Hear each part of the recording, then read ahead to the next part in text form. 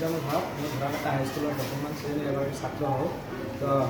মোৰ আজি মোৰ বিষয় যে বিকাশ ভাৰত জিলাত মোৰ বিষয় হৈছে যে সামাজিক সমস্যা মোৰ সমাজত কিছুমান সমস্যা আছে সেই সমস্যাসমূহ মই উল্লেখ কৰিছোঁ 1 নম্বৰ যে নিৰক্ষৰতা 2 নম্বৰ আছে যে নাৰী শিক্ষাৰ ওপৰত গুৰুত্ব 3 নম্বৰ হ'ল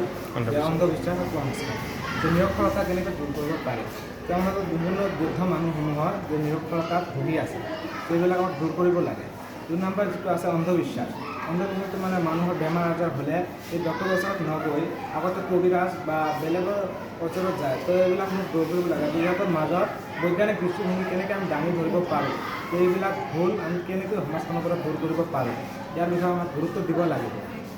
নহ'লে আৰু যে নাৰী শিক্ষাৰ ওপৰত গুৰুত্ব নাৰী আমাক শিক্ষিত কৰিবই লাগিব এই নাৰী শিক্ষাৰ গুৰুত্ব নিদিয়ে আগতে বিবাহ কৰি দিয়ে যিটো মানে এইটো সমাজৰ বাবে ভাল নহয় এইবিলাক আমাক দূৰ কৰিব লাগে